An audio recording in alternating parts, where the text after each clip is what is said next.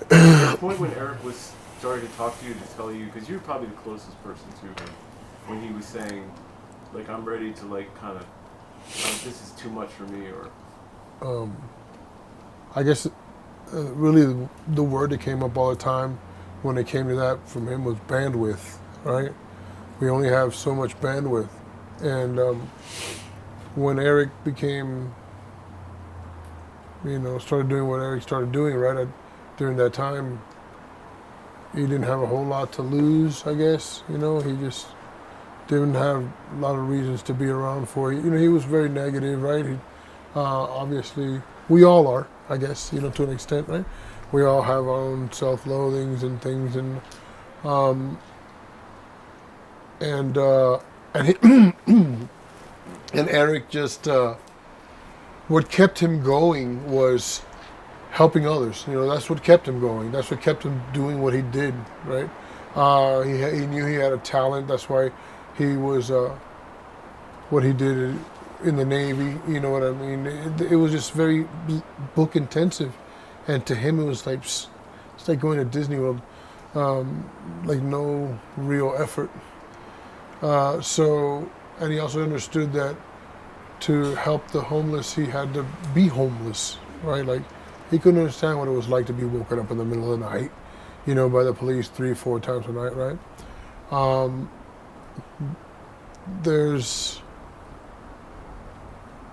So what happened was that during that time, that's all that he focused on.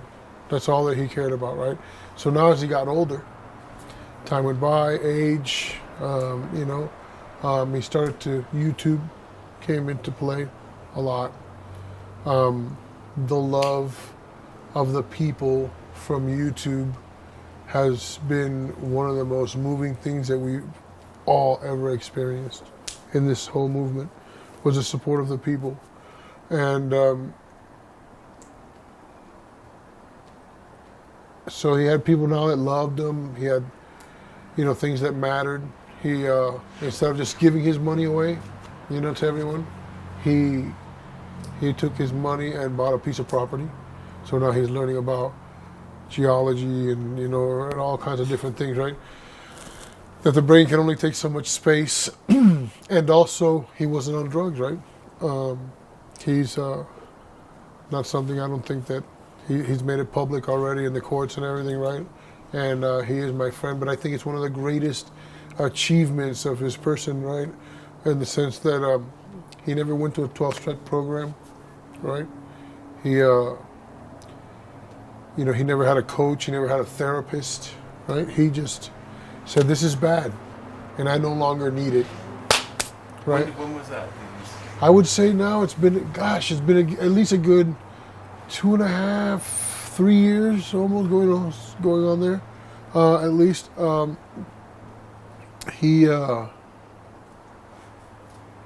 I just knew, I said, you're different. I know you're different. He's like, yeah, kind of. I got to be. It's for my own good. And I was like, wow. And I knew how difficult that was, right? Because I have so many friends that I've lost like that, right? And so one day he just said, I'm going to quit. I'm done. And he quit. Period. What? Quit drugs. He quit drugs, was it methamphetamine or cocaine? I believe it was methamphetamine. But and one day he just woke up and said, I'm going to quit. It's over, And with him, it kind of like, it's just bad, I guess, in society's eyes. And, and it does have its stigmas and all that. But it never, it's not like you talk about something, hey, how's Johnny? And you go, well, he went off into the abyss, right? The drugs and all. He was never that guy, right? He was always nobody knew, right? Like nobody guessed. He never hung out with anybody. He never got high with it, nothing. It was like his own secret, And then all you just knew that, wow, he just cranked out like 3 different lawsuits, you know what I mean, in a week. You're like, man, like, wow. But other than that, his focus was always on that, right? Like, it was unmoved, whether it be with that or whatever. And then what happened was, like I said, just bandwidth. He needed time to be able to think of other things. He had things that mattered that he didn't want to lose. His property, right? He trusted it and deeded it, or he's to all those kids, right? Really? Yeah. Sorry.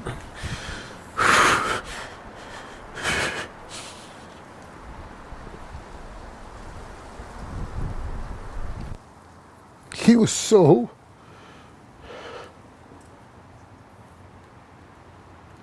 he had to get that done, that trust done or whatever, to make sure that nobody can come from the government and take that property because it was his,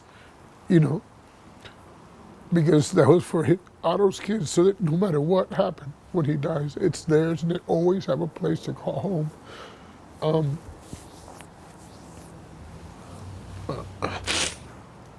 Sorry, I got a little tenderized watching the trailer to the documentary. Oh, you saw the trailer?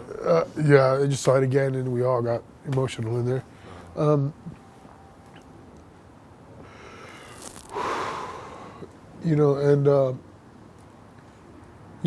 now it was wanting to get a truck, wanting to have chickens. You know what kind of goat is the best goat? Sorry, man, this sucks.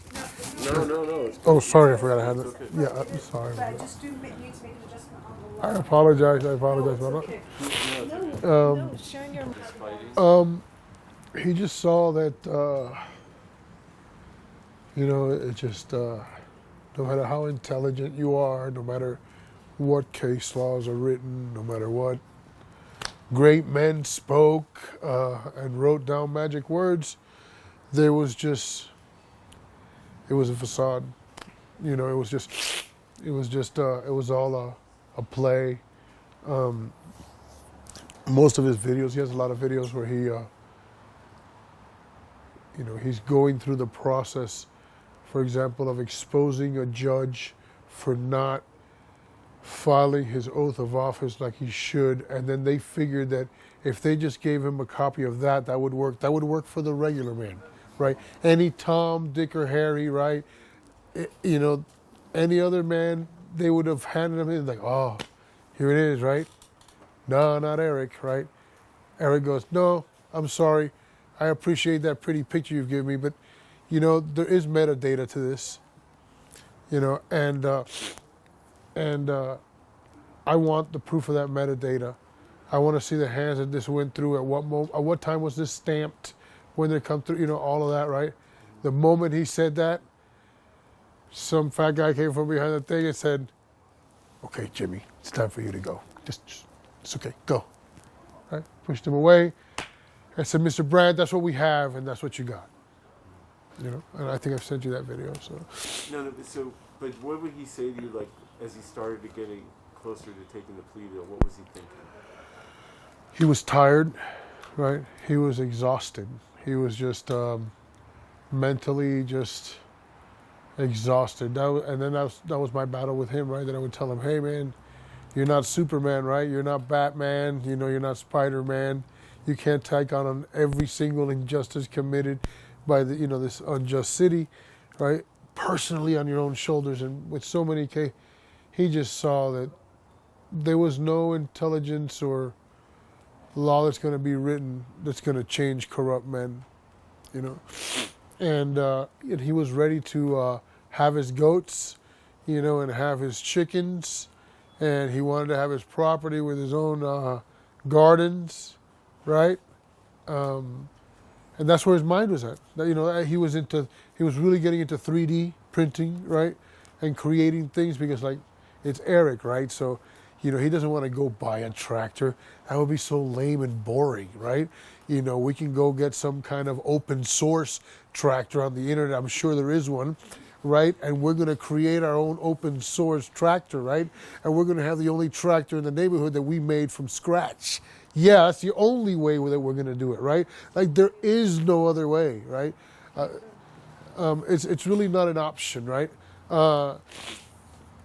So we were looking into tractors and everything, and then at the same time now, while doing these lawsuits, but before, right, he was driven to these lawsuits right? He was like, the way that he, would just sit and write these things, and the system that he had to do it, right? He would write down what the wrongs were, and that like fire had gone away from him, right? He's like, now it had become a chore, right? Like this thing that he had to do, there was a deadline now that he had to fill, right?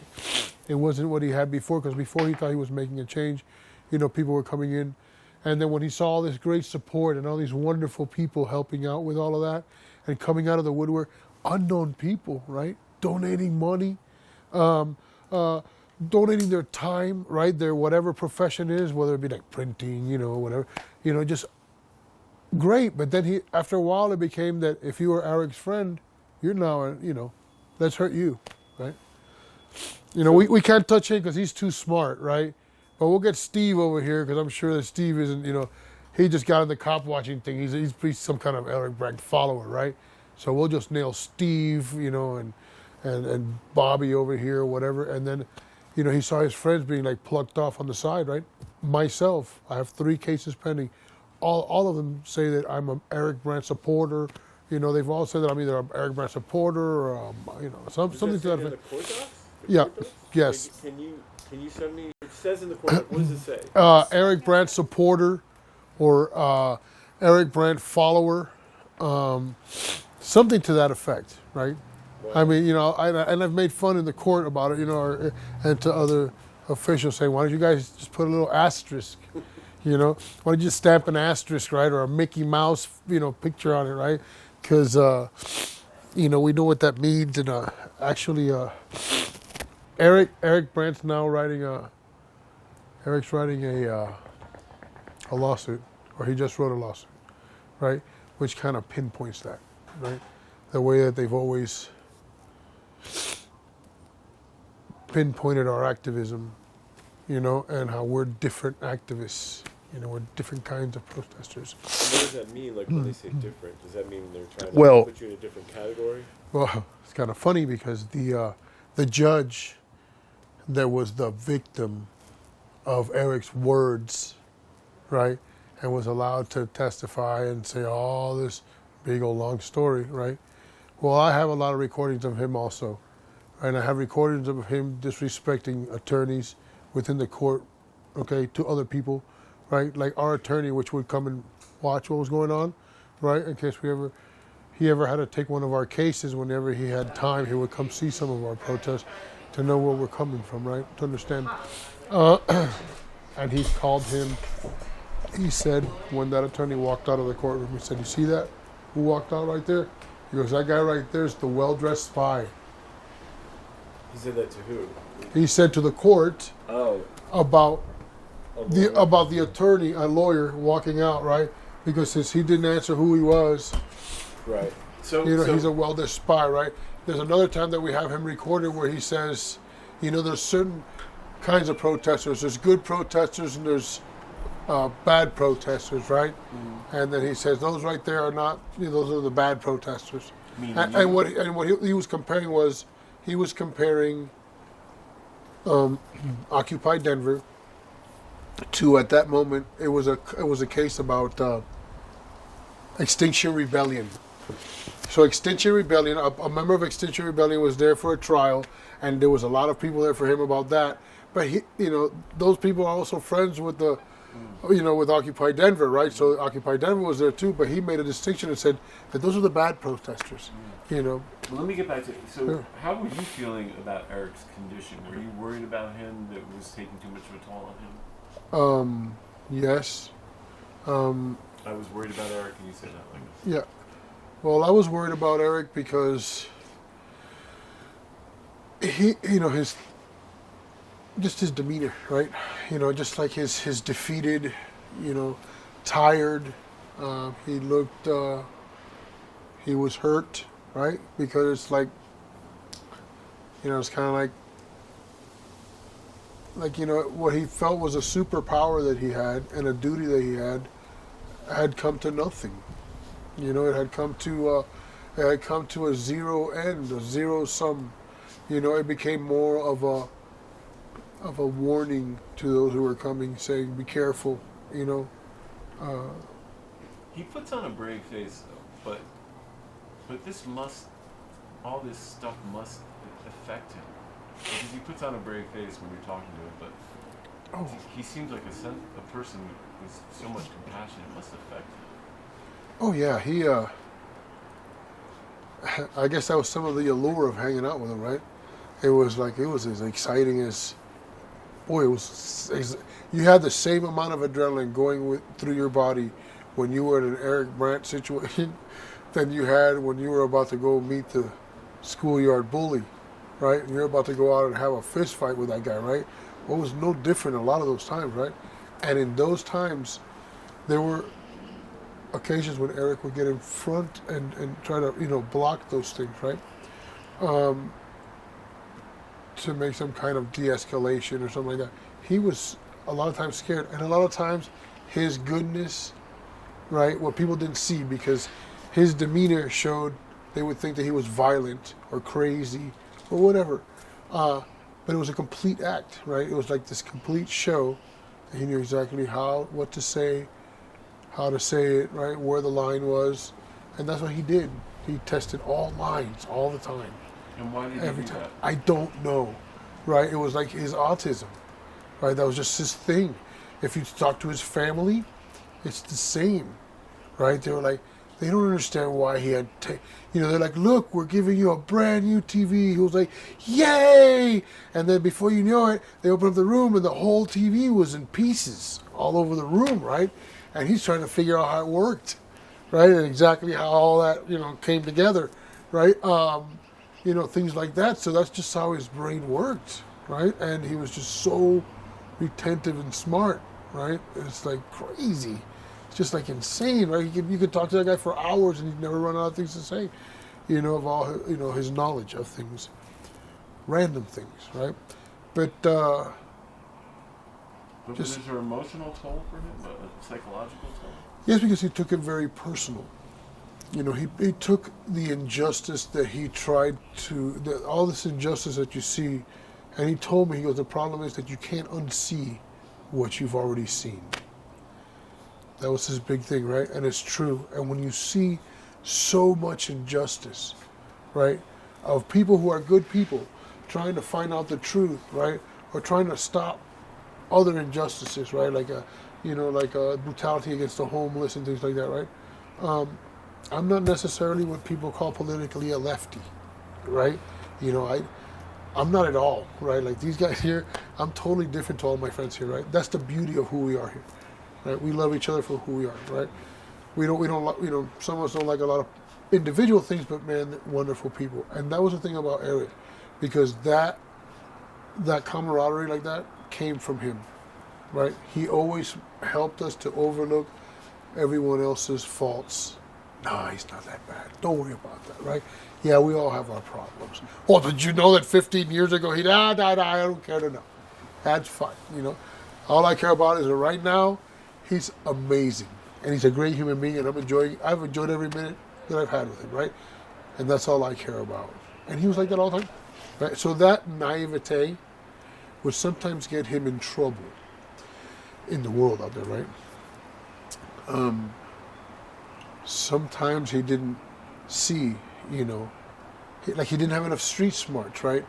He didn't know, when somebody was just like, whatever, Matt, or some guy's about to, watch this, I'm going to see how fast I'm going to put you to sleep, right? And then you're like, whew, and you're like, Eric, and you would have to be like, yo, Eric, be careful, we got to go, So if you were a Trump voter, Eric he didn't care if you were a Trump voter or Biden or... None of that, right? No, of course he had his leanings personally, right?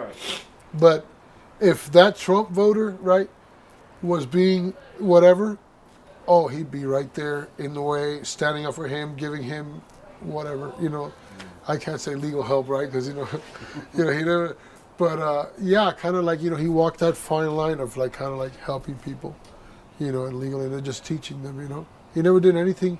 He always knew what was right and wrong, right? Like, no kidding. When we did protests with Eric, wherever we were at, no matter what protest it was, he made sure that he always went to the end of the corner in certain streets, and then he would take wait for the light. He would cross when the light was green to make sure, and he'd go through all that trouble. It didn't matter who was like, other people like crossing the street, whatever. They felt like whatever. He just like, nope, no probable cause. No probable cause. So right? you didn't want to give anyone an excuse. He never wanted an excuse, and things like that.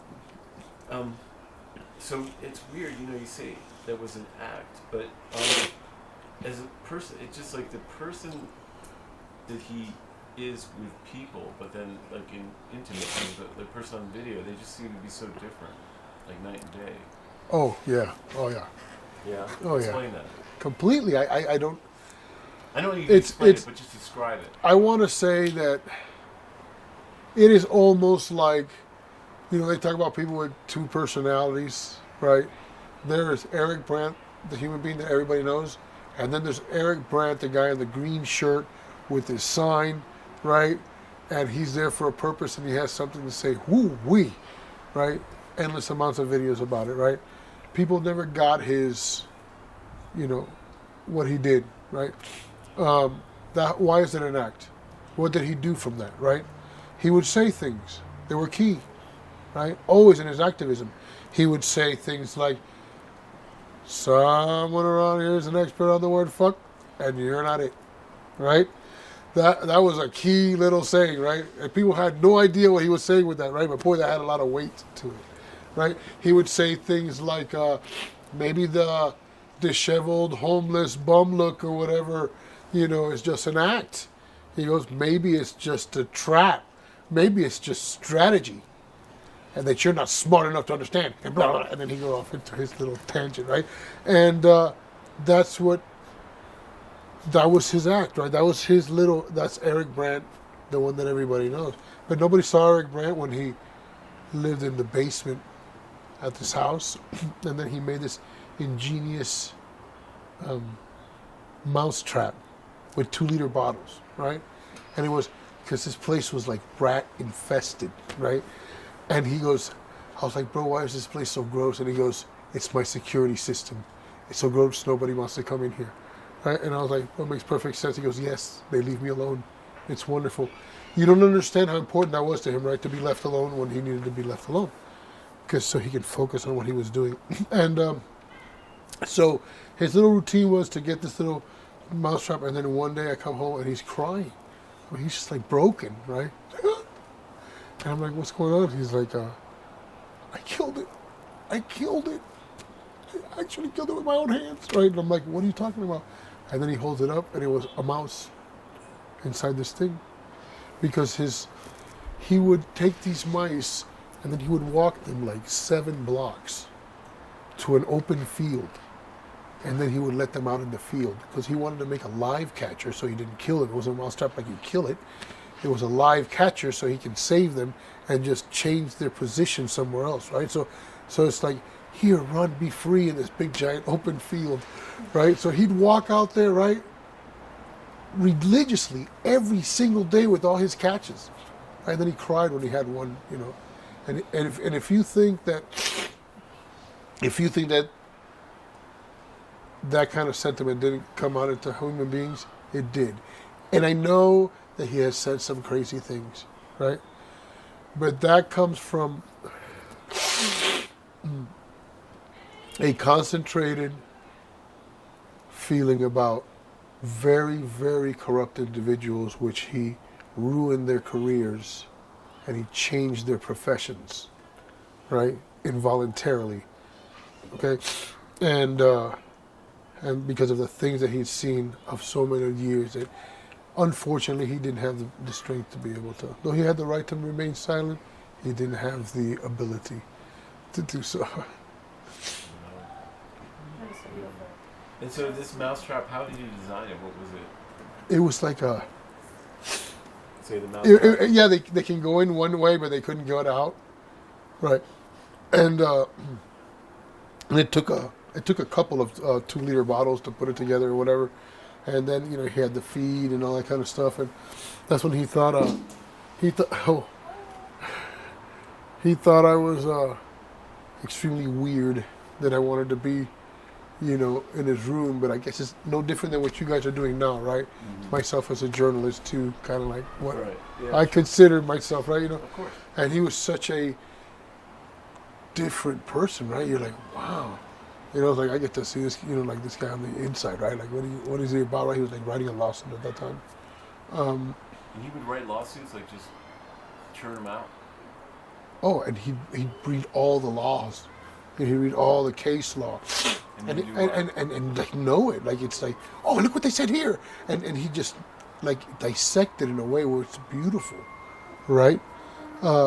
He could read a lawsuit, like he can get a denial from a judge, and he goes, this judge likes us. He's given me 2 avenues. Here, read. Notice what he said right here. And you're like, bro, I would have seen it as a dismissal. I would have just been pissed, right? And tossed it in the garbage and been like, what happened to your case? It got dismissed. Not with Eric, right? He was able to read that dismissal, see exactly why and what they said, and come back in a way would just blow them away, right? And then he would write his own lawsuits?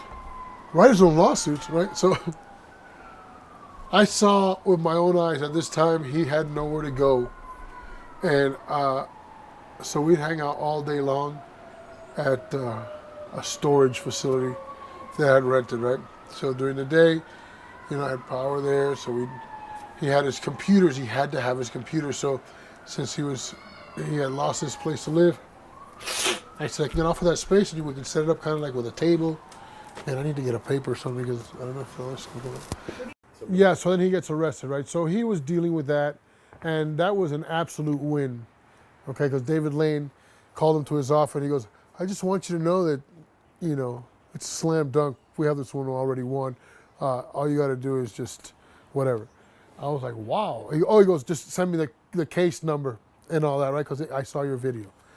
And then he says, okay, so they're battling that. But then they threw a low ball. He's like, no, and then they came out with qualified immunity. So David Lane throws the case back to Eric, and Eric takes it pro se, and beats qualified immunity. Really? Yeah, and then David Lane's like, and then his attorney goes, yeah, sure, I'll take that case now.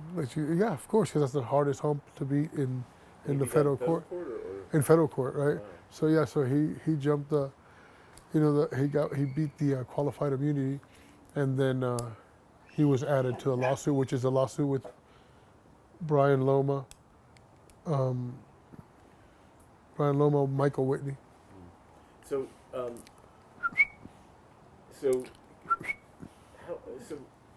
typical day with Eric was like no typical day, right? Was there ever a typical day with him? No way. As a matter of fact, the biggest issues we've ever had was like, we just got to take these papers, or I got to find this or pick this up. This will be quick, and then we'll have lunch. You want to do pizza or pho? Right? And next thing you know, we were in jail. It would be crazy. Every time you went out with him, no kidding. For example, if you went to if you went to eat somewhere, right? You'd be like, yo, what are we gonna get there? He'd be like, yo, you guys go ahead and pick for me. I want the fattest, cheesiest burger that they have with French fries. While you guys order that for me, call me when it's ready. And he'll be outside on the corner with his flag, right? Walking back and forth at the corner with his flag. Didn't matter what restaurant you went to. You could have gone to Burger King or you could have gone to Ruth Chris, right? It was, you're gonna order and you're gonna let Eric know, and then he'd come back from, oh, okay, it's ready. So his food was always kind of cold, right? Because like, come on, man, your food's already here, right? He's like, oh, okay. It was wonderful, and his protests were killer, right? Because when he would protest, he I'd be like, how was your protest? He's like, oh, excellent. It was wonderful. I was like, what, you tried the new sign? He was like, yes. And he would say, they threw 2 big gulps at me. 2 guys chased me around a car, right? And somebody tried to run me over with a blue pickup truck. He's like, it was amazing, right? You could. Some people would say, this guy's just crazy. I mean, I guess they would, but But those who knew him, and a lot of people would say he's crazy, I think if they only knew that he was actually standing up for them, right? Sometimes like you would have homeless people that would come up, and I call it, what do you call that? What do you call that syndrome that hostages always have? Stockholm syndrome. Stockholm syndrome, right? So you know, it's like they had hey man, those cops are good people, they take care of us and all that. And it's like, they're getting arrested every single day, right? I mean, they're heaping, all kinds of needless charges on these people. And, but some of them came up that way and they just didn't know that he's actually doing it for them, right? So. That's a great story. Like you'd be like order lunch for him. Most people would be sitting waiting, and he's out there with his flag. Fuck the cops. Oh, you just didn't know. And how did people respond to fuck the cops? What? Drop the mic forward a little bit so it's in the zone. How did people respond to fuck the cops when whether singing it or what kind of responses did you see? Mostly it was good. Actually, mostly people respond to fuck the cops and good. People would honk back, right? Hey, and there was actually. I know he's probably mentioned this, right? And there was a little difference in the way that people supported you, right? There was a difference. There was a racial difference, right? Mm-hmm. For example, white people could come up and they'd be like, "Hey, man, you mind if I take a selfie with your?" And they come up and they like, right? Whatever, and they were all good with it, right? They wanted to see us, and then black people come be like, "Yo, can I take a picture?" And then they'd stand next to him. They might like reach for the thing, right?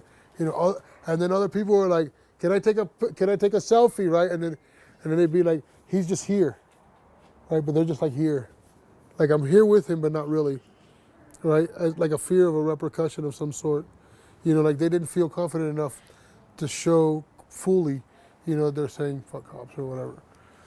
It was weird. Because when we were with Monkgate, someone was like, "Fuck you, Blue Lives Matter." Was there any of that where people would be, say crazy, like rude things to him? Oh yeah.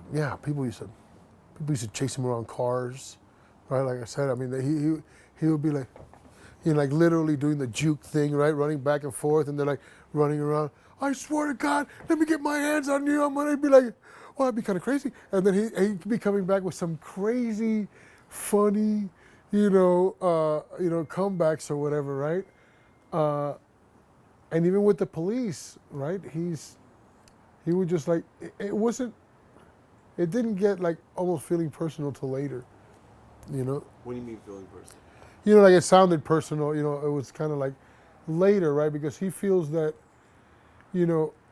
your hands are bound, right? What do you have? All he had was his speech, right?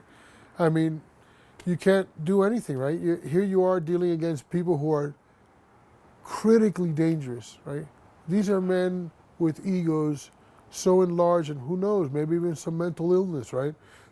That have weapons, right? And you are challenging the very thing that makes them in their own mind awesome, right? I'm the Punisher, right?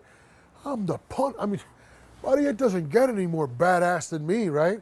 You come across, I am the law, right?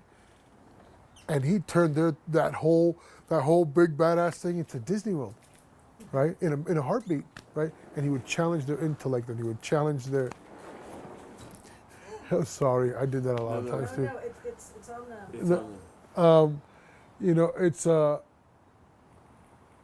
What was I saying? You were just saying, he turns their sort of ego back on them, or their sense right. of power. Yeah. He reverses the power dynamic. So he would reverse that power dynamic by his wit, and his sheer intelligence, right, and his little witty sayings or comical things about slinkies and things like that or whatever. And then now here's this big bad tough guy, right, with a thing, and he's like, well, what do we do now? What do you do with this guy, right? Because, like, he's making us look foolish, but he's not.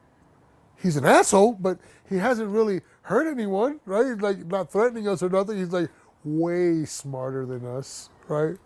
And he's making us look really stupid. And then that little act, as I said earlier, right?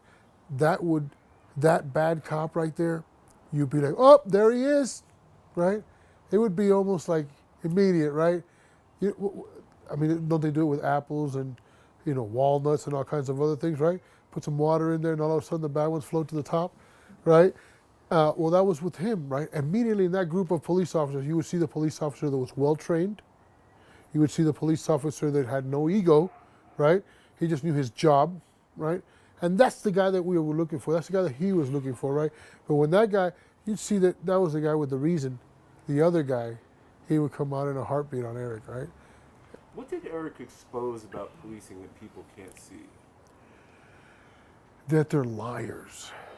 That they lie and they lie and they lie. And then they give this persona of, of heroic achievements and things like that, right? But, on the daily, they lie, and they learn to lie professionally. Eric would call it test a lie. They test a lie in court, right?